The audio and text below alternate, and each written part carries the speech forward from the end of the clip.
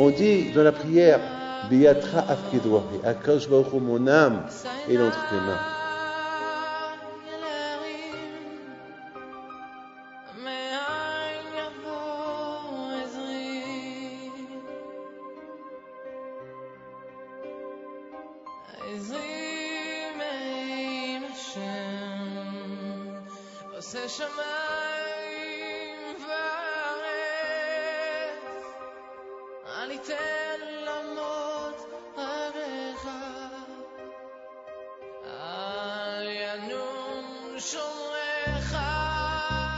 Bishut, Rosh Kolel, Bishut Rabotai.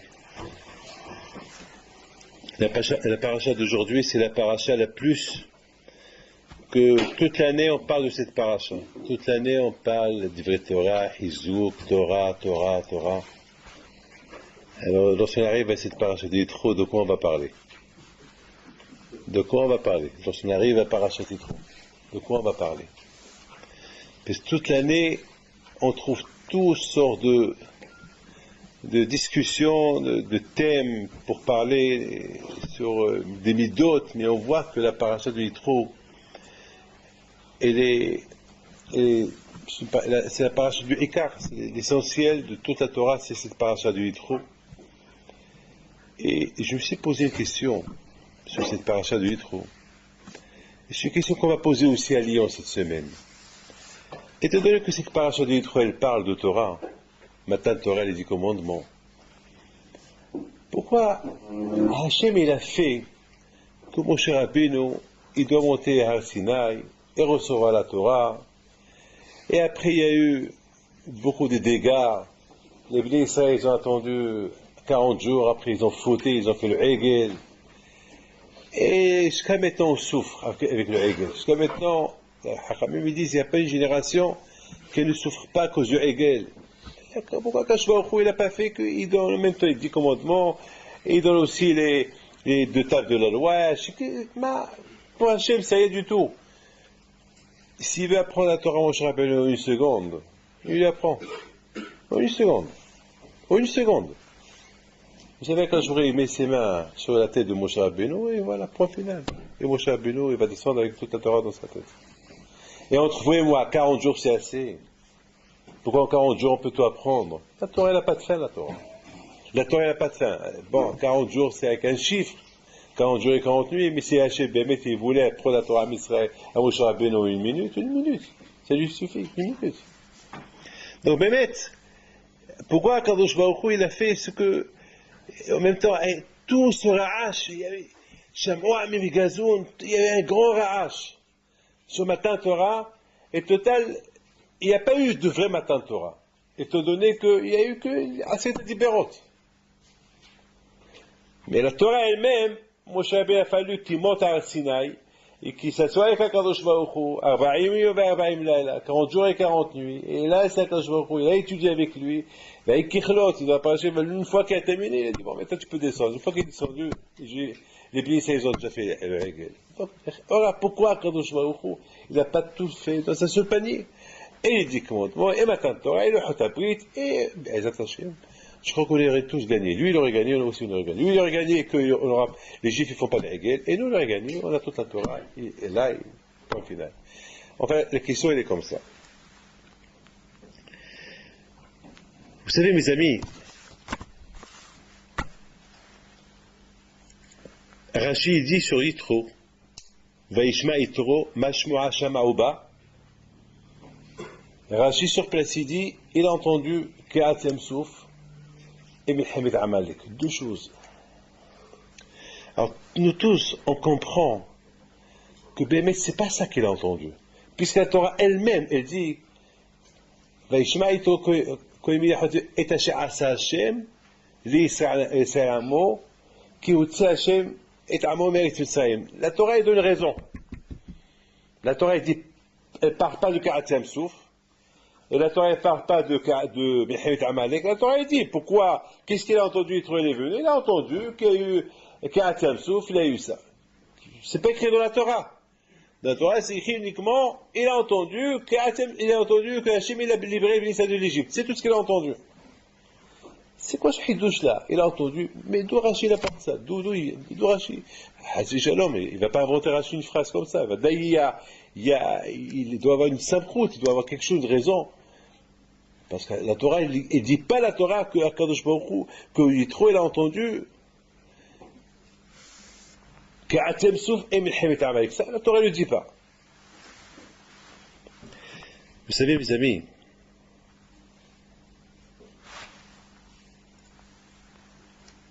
vous ne pouvez pas imaginer combien chacun de nous, il a l'obligation de savoir que le but de Matan Torah, c'est une préparation et ce qu'on appelle le Amal. Le Amal, c'est l'effort. Et qui plus que Yitro? Vous savez, ça fait une semaine que j'ai donné beaucoup de cours de Torah sur Yitro. Beaucoup. J'ai commencé la semaine dernière. Et je crois que j'ai beaucoup compris. J'ai beaucoup compris des choses que je n'ai pas compris l'année dernière sur Yitro. Déjà, Yitro, on apprend de lui un histoire extraordinaire. Vaishma Yitro. Ma'ashmu'a shama'uba, ça veut dire, il a entendu, il est venu.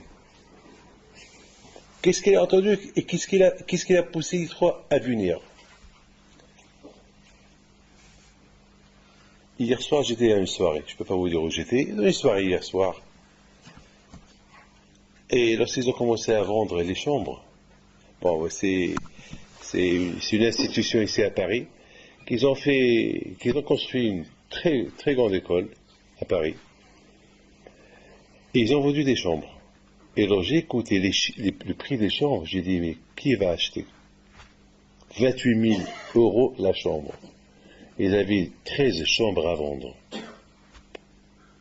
Et je vois le public,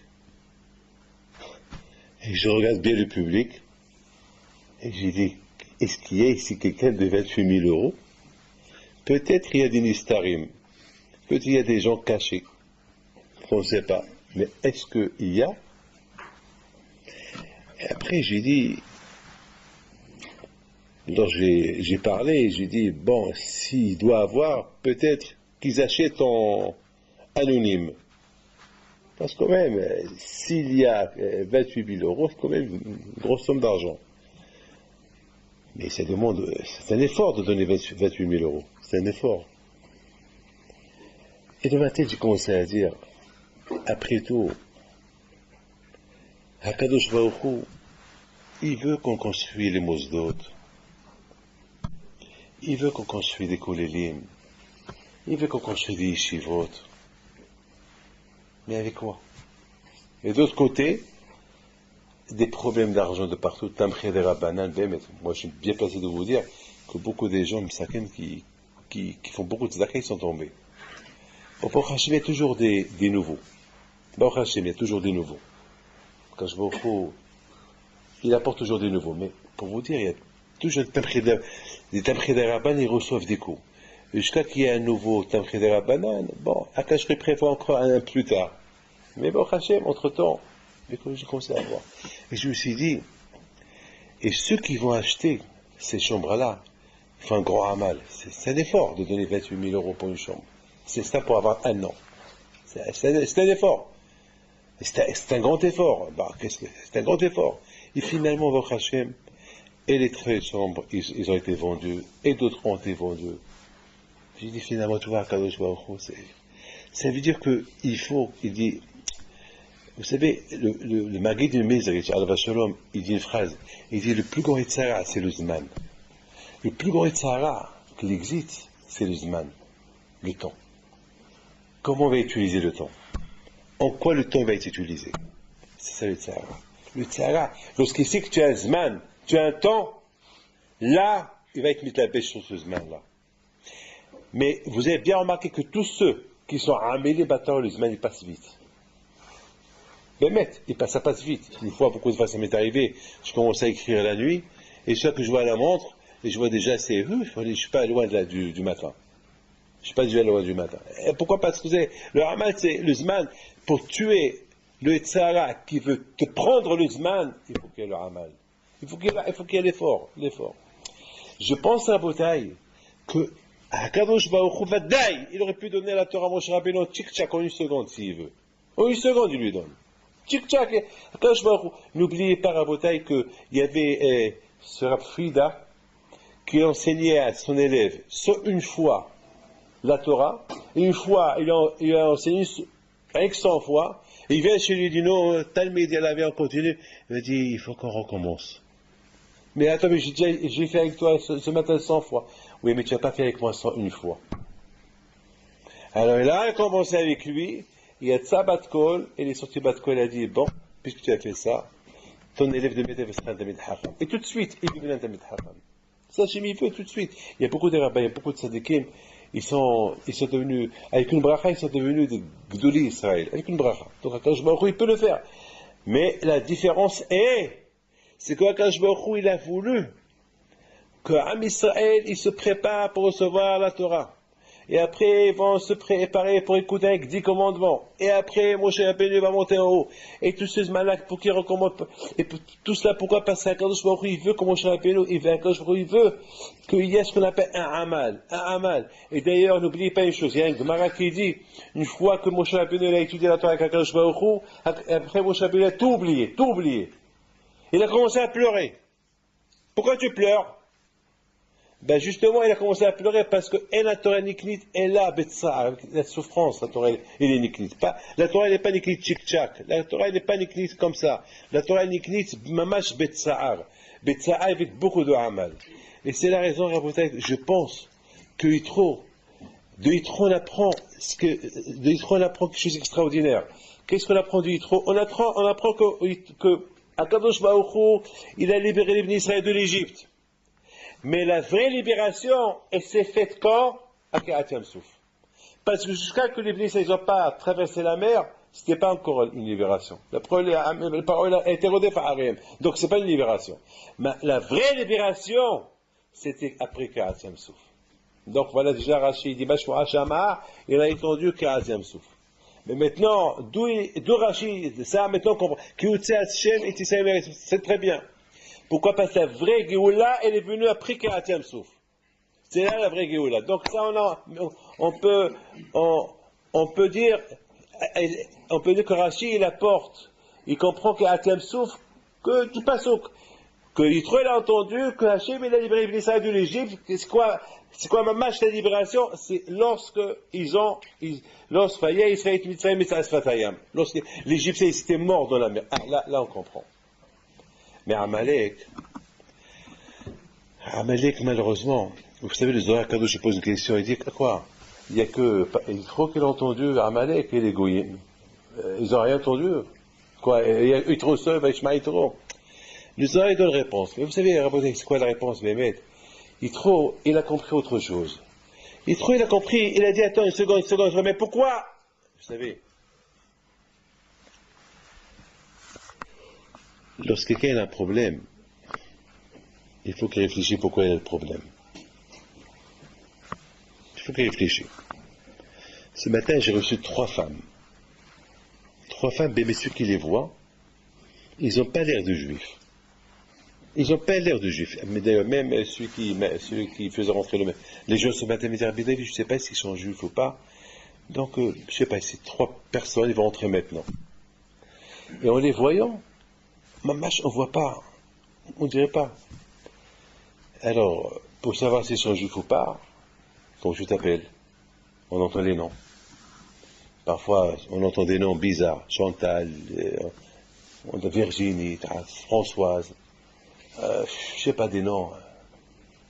Mais tu vois le visage. Ça ne veut rien dire. C'est beaucoup de juifs qui ont ces noms-là. Alors je demande le nom de leur mère, leur père, le nom de famille. Est-ce que vous avez une mezouza à la maison? Vous savez, Rabotai, Hachem, il est témoin. Du visage, il n'est pas juif. Bichlal.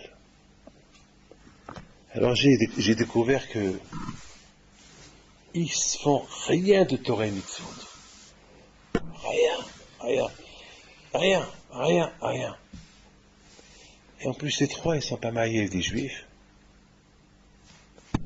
J'ai eu de la peine. Voilà, trois femmes. Mais je dis, vous savez que vos enfants sont juifs? Ah bon? Ils sont? Ouais. Vous êtes juifs? Ouais. Tout de suite, je vois leur tête, elle est complètement hors circuit. Hors circuit. Bon, je sais qu'ils sont venus pour une bracha. Mais à part ça, c'est tellement, ça m'a tellement fait de la peine, un tsar. Je dis voilà, malheureusement, d'ailleurs pour être juif, c'est pas que les juifs, il y a un effort pour maintenir le judaïsme. Même pour un ben Torah, même pour un ben Torah, il faut que ça demande un effort pour maintenir à être un ben Torah. C'est pas facile, c'est très dur. Et ça, Rabotai, c'est le message de Yitro. Le message de Yitro, c'est que lorsqu'il n'y a pas de amal, une continuité de amal, d'effort qu'il est fait, on peut tomber. Et je pense que c'est ça ce que Yitro il a réfléchi. Il dit mais attends, mais il y a une chose qui paraît bizarre. Avec tous ces miracles qu'il y a eu, Amalek qui vient faire la guerre, mais comment? Mais c'est pas possible. Est-ce que l'on se pose des questions? Beaucoup des fois il nous arrive des petits problèmes, et on dit, on ne pense même pas pourquoi ça arrive ces problèmes-là. Il faut réfléchir pourquoi. La Gemara a dit, celui qui voit qu'il y a des problèmes, fâché, je masse. Il faut qu'il réfléchisse pourquoi il y a des problèmes. Puis je fais le matzah, s'il cherche, il a trouvé qu'il n'a rien fait, il te bibito Torah. Il y a beaucoup de tzadikim. Quoi, il faut bibito Torah, ils ont des problèmes. Alors on est obligé de dire peut-être, selon la grandeur du tzaddik ou du gaon ou du gadol, comme vous voulez, selon sa grandeur, son amal il doit être en conséquence plus élevé. Si selon sa grandeur, le amal il n'est pas à son niveau, il peut avoir des problèmes. Il peut avoir des problèmes. Ça veut dire que chacun, selon ce qu'il connaît, chacun, comme Akadosh Baruch Hu, il juge selon ta connaissance. Comme on dit, Akadosh Baruch Hu il punit les tzadikim, il est pointu avec eux. Pourquoi? Parce qu'eux ils le connaissent plus. Parce qu'eux ils le connaissent plus. Parce qu'eux ils le connaissent plus. Alors eux, Akadosh Baruch Hu, il va être midagdek avec eux. Alors les autres non. Les autres non. Les autres non. Et c'est ça, Rabotai. Yitro, il arrive, il a compris, il a réfléchi. Ça ne lui a pas pris du temps pour réfléchir. Il a commencé à réfléchir, attends une seconde. Avec tous les miracles que Hachem il a montrés, au Goïm, au monde entier, par où il a été écrasé, et voilà. Et à la fin, il y a ce Amalek qui sort, c'est pas possible, il y a un problème là. C'est quoi le problème? Il y a un problème, c'est pas possible. C'est pas possible. Attends, tout de suite, le dernier miracle qu'il y a eu, c'est qu'Atem souffre. Et après qu'Atem souffre, Amalek qui vient. Non, il y a un problème ici. Il y a un problème. Et c'est quoi ce problème-là? C'est pas possible. Pour Am Israël, qu'ils ont vu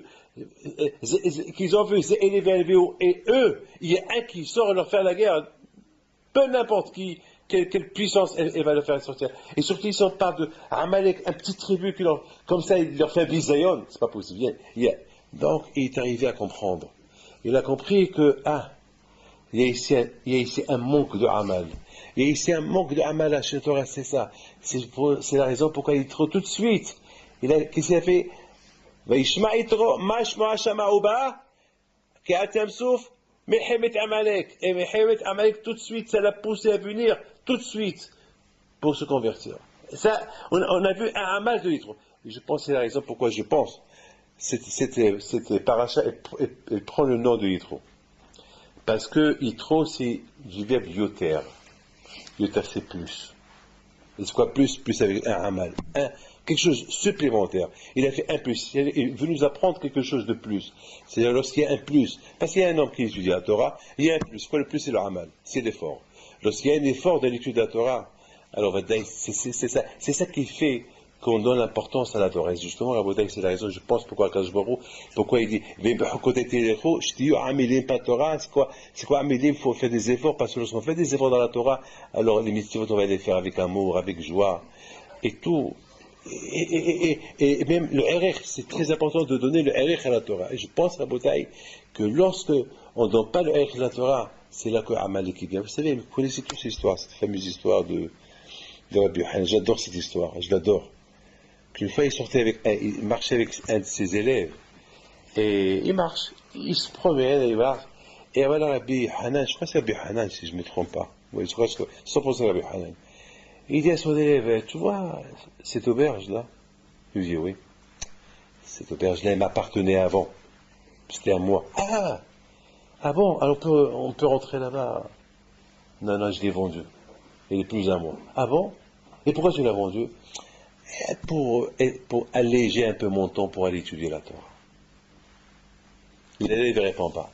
Ils vont marcher encore un peu, et Rabbi Yochanan dit, et tu vois, les jardins là-bas, c'est...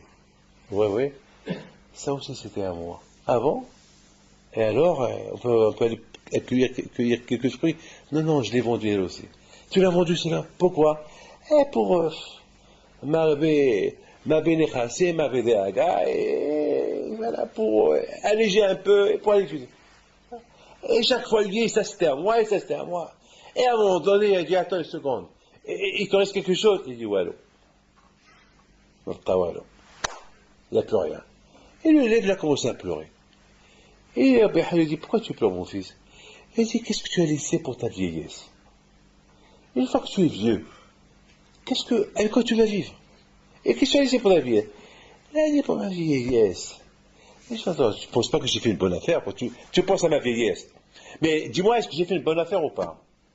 Je ne sais pas, peut-être, mais je ne sais pas. Mais j'ai fait une bonne affaire. Dans le business, c'est du business. J'ai fait une bonne affaire. Le business, ça s'appelle les affaires, le monde des affaires. Et moi, j'ai fait une bonne affaire. Parce que finalement, qu'est-ce que j'ai fait? J'ai vendu quelque chose qui a été créé en 6 jours contre une chose qui a été donnée après 40 jours. Et la Torah, c'est quelque chose de mahachouv. C'est le Hamal.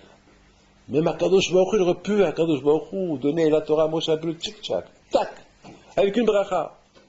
Une bracha. Et voilà. Et tout de suite. Non.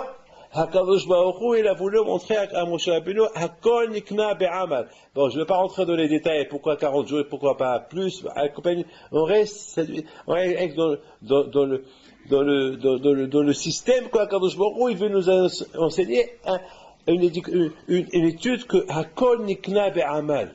Pour s'enrichir, pour faire n'importe quoi, tout, il faut du amal, il faut l'effort. Adam le amal yulad. Adam le amal yulad. Et justement, Rabotai, lorsqu'il n'y a pas du amal, la chose, elle n'a pas de valeur. La chose, elle acquis une valeur uniquement lorsqu'il y a le amal. Lorsqu'il y a un effort. Vous savez, Hachem, il est témoin. Une fois, un homme, il m'a donné $1 million.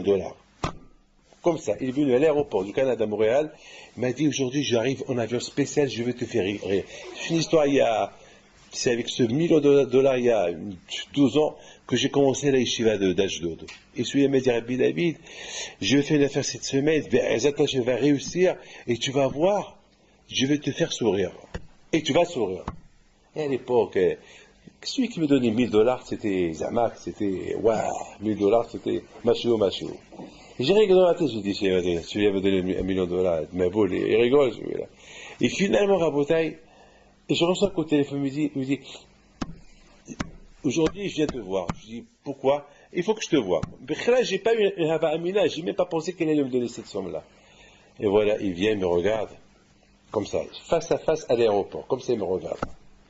Il me dit, you're not smiling, tu souris pas. Je dis, pourquoi? Il m'a souri. Alors je vois qu'il prend un chèque, et je vois qu'il écrit. J'ai dit, celui-là, il me fait une farce.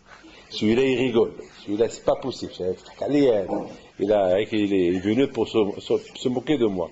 Et je vois qu'il me regarde, il écrit, je vois la forme des zéros qui se font. Parce qu'1 million, il y a beaucoup de zéros. Et je voyais, il dit, attends, celui-là, il rigole pas.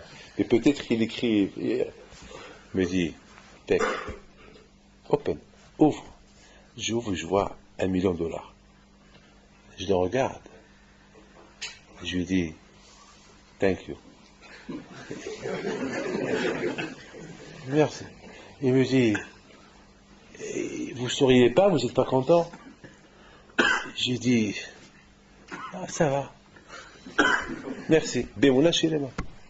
Et ça m'a aidé. C'est avec ça que j'ai commencé à Yeshiva d'Ashdod. Il a tenu parole. Il me l'a donné. Mais l'argent gagné comme ça, il n'a pas de valeur. Hachem, il est témoin que lorsque je compte les dollars ou les euros un par un, comme ça donne un héchik. Lorsqu'on reçoit trop à la fois, on n'apprécie pas les choses. D'ailleurs, un homme, quelqu'un qui gagne au loto, bien sûr, tout le monde veut gagner au loto. Mais celui qui gagne l'argent, jamais. Il va faire le grand sourire une fois, mais la chose qu'il a acquise, sans travail, sans amal, sans rien, elle est vite perdue. Elle n'a pas d'erreur. Mais quelqu'un a beauté qu'il étudie, Be'amal, ce qu'il a étudié, Be'amal, ce qu'on gagne avec effort, c'est ça qui reste. Ça donne l'amour à la Torah. Et c'est pour ça que la Torah, elle vient dire,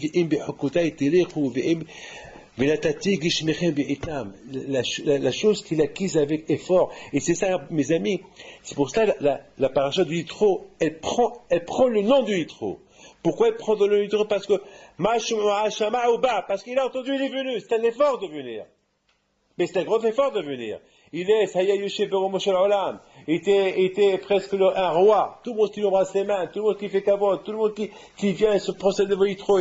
Yitro qui était mamash, qui était un homme qui représentait toutes sortes de avodazara. Et voilà maintenant, tout de suite maintenant, qu'est-ce qui se passe maintenant? Il vient, peut-être, parce que Yitro, il a compris. Il a compris qu'Amalek, il est venu parce qu'il n'a pas eu de Amal. Yitro aussi l'a compris. Il a compris que c'est Amalek qui est venu, c'est parce qu'il y a eu quelque chose qui s'est fait. Avec tous ces miracles qu'ils ont fait les bénis Israël, le contraire, ça devait leur donner une poussée, une force pour se préparer davantage pour la Torah. Et eux, comme ça, ils se sont relâchés, c'est pas possible. C'est pas possible. Donc, il a dit, puisque moi j'ai compris cette leçon-là, tout de suite, il était le premier exemplaire, il est venu. C'est très important pour Hachem de dire, Moshe, cette paracha, elle porte le nom de Yitro. Parce qu'il y a beaucoup de choses à apprendre de Yitro. Le Hamal.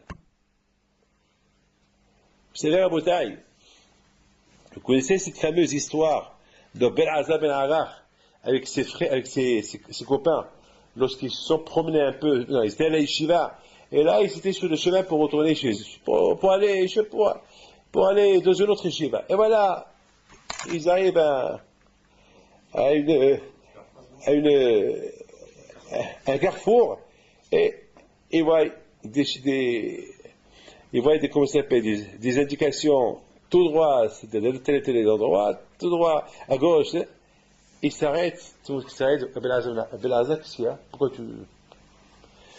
Ben, par là, il y a mes beaux-parents qui habitent. Il y a là-bas comment ça s'appelle, des piscines, des hatzaot, etc. Et viens, on rentre un peu là-bas, on se détend un peu. Et ses copains, qui étaient des grands tanaïm, j'ai oublié leur nom, je crois, avec eux, il y avait Rabba Gamliel, Bouchoua, voilà, mais Ben-Azar Ben Arach, lui, il dit, bon, moi, je vais aller là-bas et vous continuez. Il rentre chez ses beaux-parents, après quelque temps, il a oublié la Torah. Il a tout oublié. Tout oublié. Il s'est même, jusqu'à quand Hachamim, ils ont eu d'appel pour lui. Et après, ils ont prié pour lui, pour que Hachem, il lui redonne encore la... Ah, je vous pose une question. Vous n'avez pas le droit d'aller en vacances? Dites-moi. Est-ce que vous n'avez pas le droit d'aller se reposer un peu? Alors ça veut dire que si demain vous allez, je ne sais pas si vous allez, je sais pas là où vous allez partir pour les vacances, vous allez oublier. Alors tout ce qu'on a été mashki sur vous ici au collège pendant toute l'année, ah ben, vous allez tout oublier là-bas et vous allez même pas, vous allez au Hadash, Hodesh, vous allez appeler Heresh. C'est quoi ça? Alors qu'on n'a pas le droit, on n'a pas le droit d'aller nulle part. Ça veut dire qu'on est condamné, celui qui Torato Manoto, celui qui étudie la Torah, on va lui dire, monsieur, tu es cuit. C'est les jours que tu vas prendre des vacances, tu vas tout oublier. C'est pas possible. Ben-Azar Ben Arach, c'est pas possible. Après tout, est-ce qu'elle fait le Avera? Vous savez qui était Ben-Azar Ben Arach? Vous savez qui il était? Rabban Yohanan ben Zakkai, il a dit que si tout Hachamim, on met tout Hachamim dans une balance et on met Belazar ben Arach dans une autre balance, Belazar ben Arach, il va gagner tout le monde. Il était très puissant. Et en plus, une fois, Belazar ben Arach, comme elle raconte, il marchait avec Rabban Yohanan ben Zakkai et il dit à son maître, Rabbi, on peut étudier un peu la Kabbalah? Il dit, mon fils, on ne peut pas. Mais si tu allais me dire, dis-moi. Moi, je t'écoute. Et voilà, Belazar ben Arach, il a commencé à parler. Tout de suite, Rabban Yohanan ben Zakkai, il descend de son âne, il croise ses bras, et il lui dit, Rabbi, mais assis-toi. Il dit, comment? Toi, tu parles de Hakadosh Baruch Hu, moi, je vais rester assis. Et la Gemara, il dit que les malachim, ils sont descendus, et les arbres, ils ont commencé à chanter, et il y avait, Maaseh Berkaba, tout a changé. Pourquoi? Parce que Belazar ben Arach, il parlait Kabbalah. Jusqu'à que Rabban Yohanan ben Zakkai, il s'arrête, il embrasse le front de son élève, il lui dit, Ashrecha Abraham Avinu Shiatsa, que celui-là il est sorti de tes descendances. Mais ici on parle de Belazar ben Arach, alors il n'a pas le droit de se reposer. Ou pas? Alors ça veut dire quoi? Il n'a pas le droit de se reposer. Vous savez, Rabotai, le repos. Vous voulez que je vous parle du repos? Hein? Là, je vous parle un peu du repos. Alors, Rabotai, le repos n'est pas pour vous. Mettez ça dans la tête. Bikesh Yaakov לשבת בשלווה, קפץ עליו רגזו של יוסף. Pourquoi? Parce qu'un Tamid Hacham, il faut qu'il y ait toujours Yosef. Il n'y a pas. Ben, mettez ça dans la tête. Il n'y a pas. Ça veut dire qu'il faut calculer la shalva. Il ne faut pas que cette shalva, elle vous amène à Beit Torah. Et ça, il faut bien la calculer. Il y a shalva. Il y a une shalva que on veut prendre des forces pour reprendre encore l'étude. On comprend. Mais Rabotai, Hakadosh Baruch Hu B'Shem, je m'excuse, je vous accuse pas, Hashem, il faut pas dire Rabbi David, il est en train de nous. Non. Si j'ai quelque chose à vous dire, je vous le dirai en face ou je lui dirai après des anneaux que vous le dites. D'accord? Mais pour à Kolpani Rabotai, il faut savoir une chose. Que la shalva, lorsque quelqu'un il se permet tout le temps béchalva, alors même lorsqu'il arrive à la vraie chalva, les vacances, on peut l'accuser. Mais quelqu'un a beauté que tout le temps, il n'est pas béchalva. Toujours, il est bémet, il étudie la Torah. Alors bémet, s'il veut chalva, on lui donne la permission. Mais c'est pas donné à tout le monde, cette chalva-là. Parce qu'on dit Hanotelei Aifkoah. Vekové Hashem Halifukoah. Rabbi Himpito, mon grand-père, il habite Shalva. Mais je vous raconte sur le Haver de Rabbi Himpito. Rabbi David Ben Hazan, si un jour vous allez à Marrakech, il est enterré là-bas à Marrakech. C'était le Havrota de Rabbi Himpito. Il attachait sa barbe chaque nuit. Sa barbe, il s'asseyait dans un coin, il attachait sa barbe avec 2 anneaux pour ne pas qu'il s'endort. Rabbi David Ben Hazan al-Shalom. Ça veut dire, qu'à un moment donné, il voyait qu'il n'en pouvait plus, c'est là qu'il détachait sa barbe des anneaux, il allait dormir. Il faut savoir, Rabotai, que Belazar ben Arach, il n'était pas seul, il était avec Hachamim. Et lorsqu'ils sont arrivés à ce carrefour, il dit à Hachamim, est-ce qu'on peut rentrer se reposer? Eux, ils ont dit non, on va aller à la yeshiva. Alors là, il a fait une abéra. Peut-être que ce n'est pas une abéra pour vous, mais pour lui, par rapport à ce qu'il est, c'est une abéra. Parce qu'il voit ce que lui, il a étudié, eux aussi, ils ont étudié. Pourquoi eux, ils continuent à la yeshiva, toi, tu vas te reposer? Pourquoi tu es malade, Abel Hazar? Tu n'es pas malade, tu es comme eux. Alors, comme eux, ils continuent, ils veulent aller à venir. Alors, toi aussi, continue avec eux. Pourquoi tu rentres là? Alors, tu vas au Tobachamay. Si c'est comme ça, eh ben, tu vas oublier tout. C'est comme par exemple, il y a trois, ou bien trois. On sort, il y a un, il prend la gauche. Je savais la bouteille. Rabbi Akiva, 22 ans, il n'a pas vu sa femme et ses gosses. Vous vous rendez compte? Qui peut faire ça? Mais qui peut faire ça? Il y a beaucoup de rabbins. La Gemara raconte sur beaucoup de rabbinim qui ne voyaient pas leur femme 2 ans, 3 ans, 4 ans. C'est de la folie. C'est de la folie. C'est devenu fou. Mais, nous, c'est vrai qu'on n'est pas alors à la maison. C'est le coup de balai. Non, mais c'est la vérité. C'est pas pour rien que Hachamim disent. C'est pas pour rien que Hachamim disent que Haïna Shebema Kazachian, parce qu'ils attendent leur mari qui vient d'Aïshiva le soir. C'est un srout. Haïna Shebema Kazachian, parce qu'ils attendent. C'est dur. Bishtamanu, on a le d'étudier. Et eux, ils n'ont pas le d'étudier. Les femmes ne sont pas obligées d'étudier la Torah.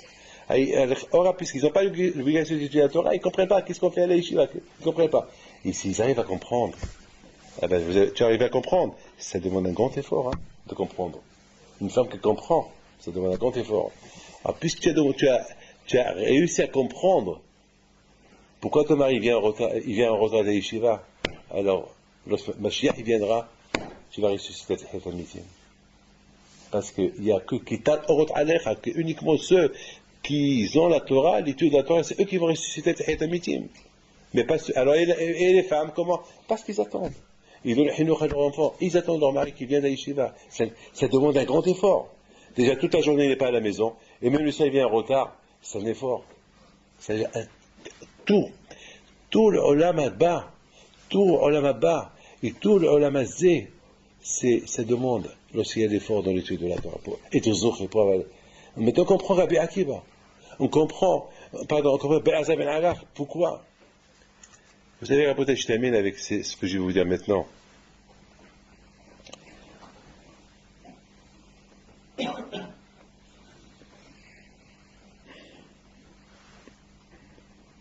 Il y a une stira, pas une stira, il y a deux midrashim, bémet, il y a un midrash qui dit, alors, que c'est Hoshim ben Dan qui a tué qui? Esav. On est tous d'accord, Entre-temps que Naphtali est parti chercher le shtar, que le Ma'at HaMachpelah, c'est la part de Esav, il a vendu à Yaakov. Alors, Hoshim ben Dan, il dit, qu'est-ce qui se passe? Ils lui ont dit, il s'énerve, puisqu'il prend l'épée, il lui coupe la tête, et il le tue. Il tue Esav. Donc Esav, il est enterré entre l'épée de Yaakov Avinu. Il y a l'autre midrash, il est un peu dur à comprendre. Il dit comme ça. Il dit qu'au moment que Yaakov et Esav, ils ont enterré Yitzhak, c'est Yehuda qui a tué Esav. C'est-à-dire, beaucoup à la... Il s'est passé que tout le monde est sorti dehors, Yaakov il est resté à Ma'aret HaMachpelah, et Esav aussi il est resté là-bas. Je crois qu'ils discutaient, et Yehuda il a cru que Esav il allait tuer Yaakov, il est rentré, il a coupé la tête. C'est dur, Alors, comment vous comprenez ça? C'est Yehuda qui a tué Esav? Ou c'est Hoshim ben Dan qui a tué Esav? Les deux, ils sont d'accord que la tête de Esav, elle a été coupée. Ou par Hoshim ben Dan, ou par Yehuda. Mais attends une seconde. C'est dur, mais moi j'ai jamais entendu ça. Et pourtant j'ai lu des midrashim, ce midrash-là, vous l'avez entendu ou pas? Vous êtes comme moi. Il faut vérifier si c'est vrai ou pas. Mais c'est David Choukron qui me l'a dit à Lyon. C'est lui qui m'a dit, j'arrive pas à dormir, je comprends pas ce midrash-là, je comprends pas. Je crois que c'est Me'am Loez. Vérifiez à Me'am Loez. Je crois qu'il m'a dit qu'il a lu Me'am Loez.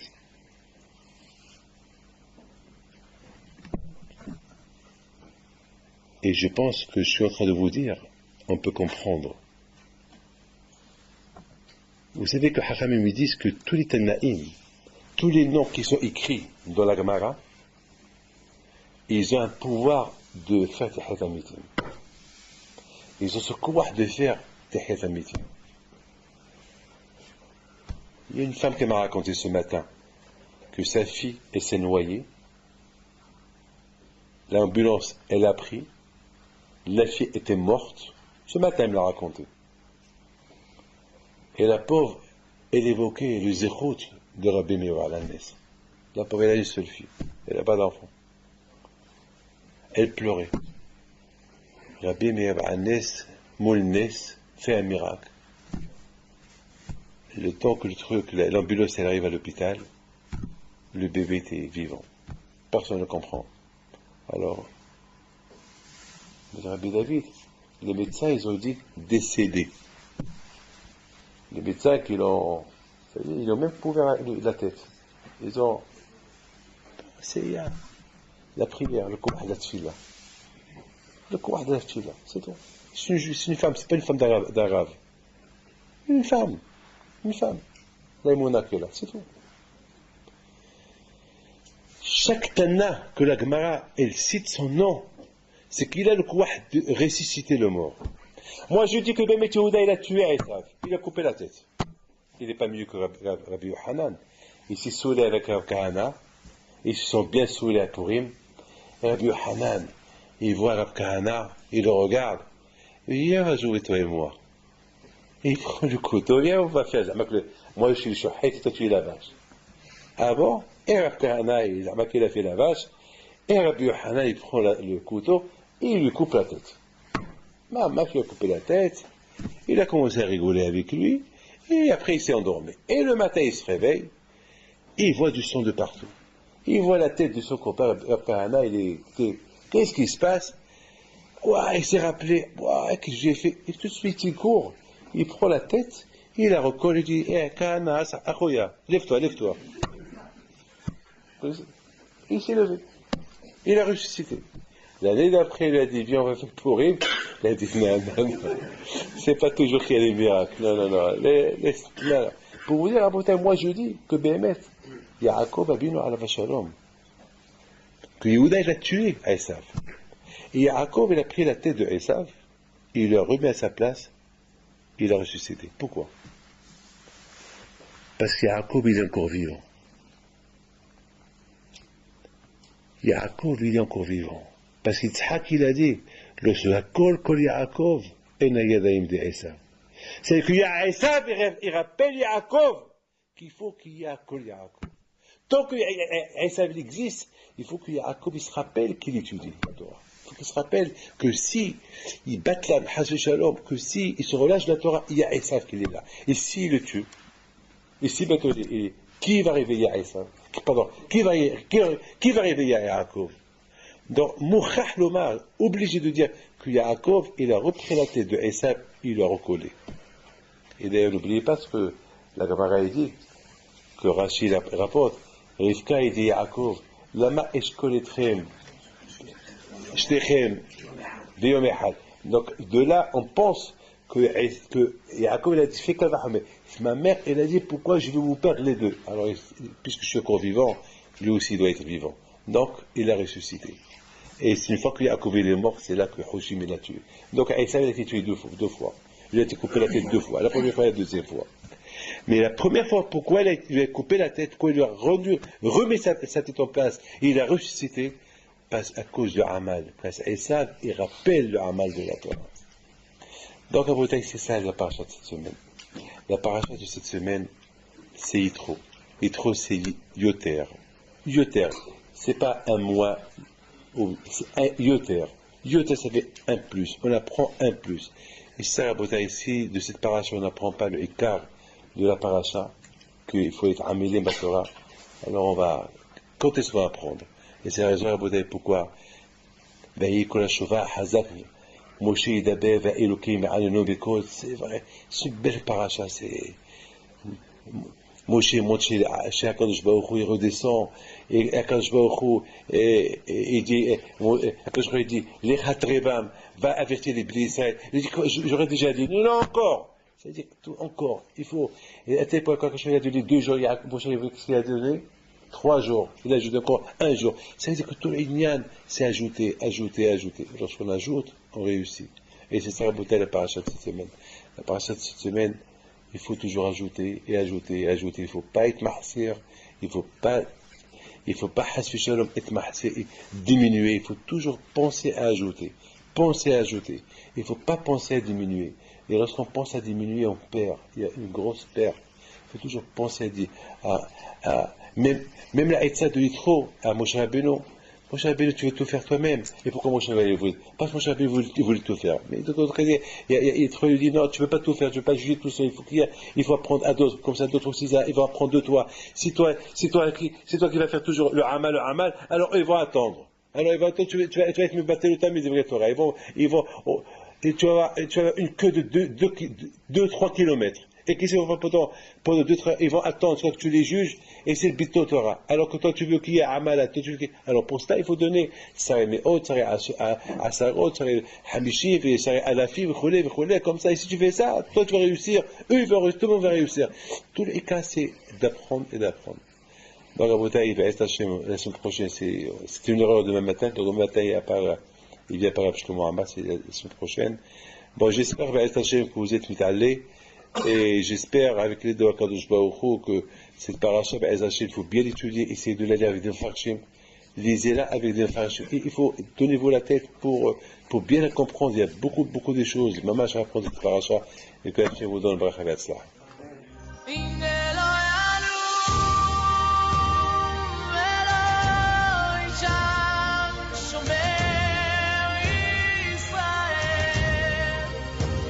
Hashem shomer